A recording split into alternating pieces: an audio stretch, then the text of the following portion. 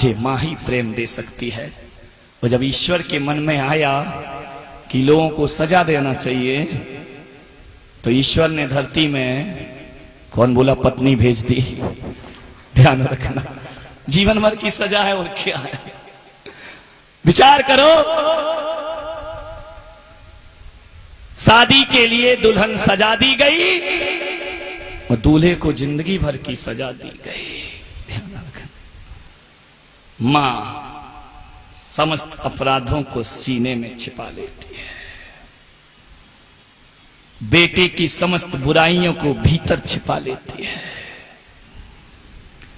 मैं यहां बैठे तमाम लोगों से कहना चाहूंगा कि तुम हिंदू बनो, मुसलमान बनो, जैन बनो, सिख बनो, ईसाई बनो, अरे हिंदू बन पाओ या ना बन पाओ, जैन बन पाओ या ना बन पाओ, और मुसलमान बनो या ना बनो, आज पुलक सागर की एक बात लेकर के जाना।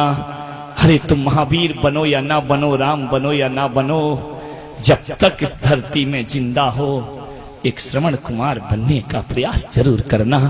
एक श्रवण कुमार बेटा जैसा जो बन जाता है उसका जन्म लेना सार्थक। एक श्रवण कुमार मुसलमान भी बन सकता है, श्रवण कुमार हिंदू भी बन सकता है, श्रवण कुमार जैन भी बन सकता है। कोई जाति के लेवल की जरूरत नहीं है। जो माँ बाप को कांवड़ पर बिठाने की ताकत रखता है वही दुनिया में श्रवण कुमार जैसा बेटा बन करके खड़ा हो जाया करता है। जरूर बनो।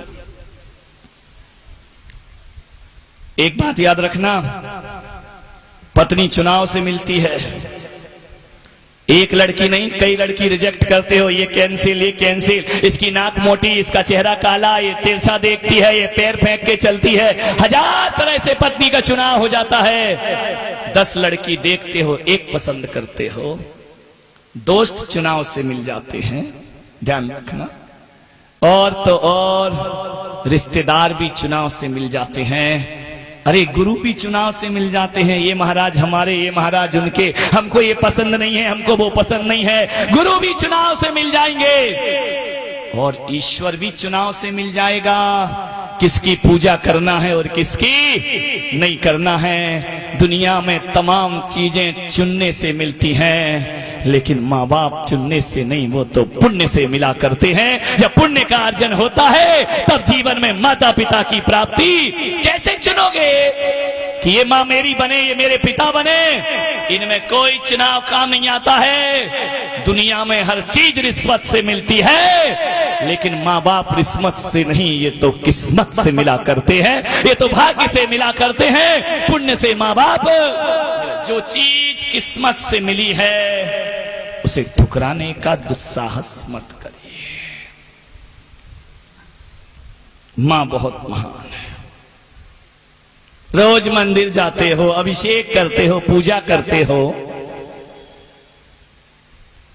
एक बच्चा मेरे पास आया, मेरे प्रणाम कर रहा था। मैंने कहा तू मुझे प्रणाम करता है, बोल माँ बाप को प्रणाम करता है या नहीं?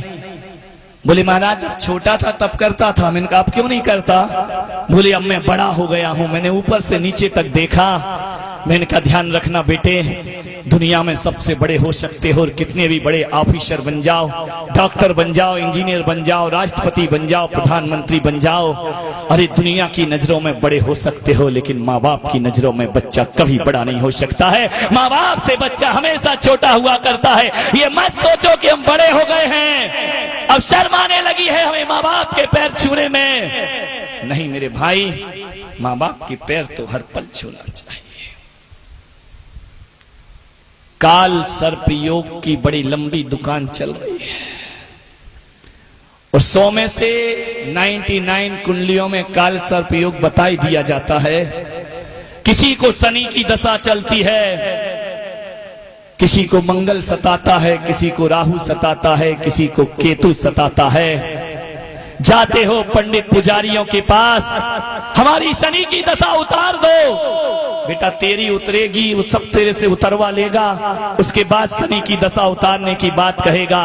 अरे कुंडली में कितने भी आड़े तिरछे ग्रह हो तुम्हारे, कितने भी ऊंचे नीचे ग्रह हो तुम्हारे, और हाथ में कैसी भी दुर्भाग्य की रेखाएं तुम्हारे हो, मैं विश्वास दिलाता हूं कि रोज सुबह अपने हाथ माँ के चरणों में रखना, तेरी ग्रह दशा बदलने में फिर ज्यादा देर नहीं लगेगी। कोई भी अशुभ ग्रह फौरन शुभ बन जाएगा।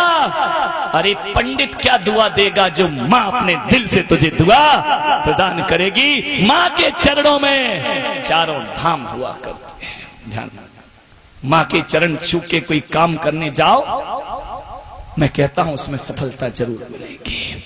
यदि आपको लगता है कि भगवान के मंदिर में चरण छुओ तो काम सफल हो जाएगा, किसी भी कार्य के लिए जा रहे हो, गुरुओं के चरण छूते हो, रक्षा सूत्र बांध दो, हम ये काम करने जा रहे हैं, कुछ नहीं होगा मेरे भाई। माँ के चरण छू के जा, हर अनहोनी को होनी बनने में ज्यादा देर नहीं लगा करती है, हर कार्य तेरा सफल होगा। माँ से बड़ी दुआएं दुनिया में कोई नहीं दे सकता है। और विश्वास ना हो तो आज माँ के देख लीजिए, निस्वार्थ प्रेम करती है माँ। कैसे नादान हो तुम लोग, मंदिर में जाते हो, पत्थर की मूर्ति को शीश झुकाते हो। झुकाओ, मैं खुद झुकाता हूं, मुझे कोई विरोध नहीं है, मैं भी मूर्ति पूजक हूं। लेकिन एक प्रश्न मैं आपसे करूंगा कि पत्थर की मूर्ति में जो भगवान बैठे हैं, बताओ उसे किसने बनाया है? वो मूर्ति किसने बनाई है? जयपुर से बन के आई है, किसी शिल्पी ने बनाई है? बाहरे आदमी, बाहरे नादान, ये इंसान ही मूर्ति बनाता है और इंसान ही उसके आगे माथा झुकाता है। खुद बनाते हो और खुद भगवान समझ लेते हो उसको। अरे खुद की बनाई मूर्तियों को प्रणाम करते हो। अरे करो, पुण्य लगेगा या नहीं लगेगा वो तुम जानो, लेकिन मैं एक बात जरूर कहूंगा, खुद के बनाए भगवान को प्रणाम करने वालों, मैं आपसे कहूंगा तुम उसे प्रणाम करते हो जिसे तुमने बनाया है, और मैं उसे प्रणाम करता हूं जिसने मुझे बनाया है। ध्यान रखिए।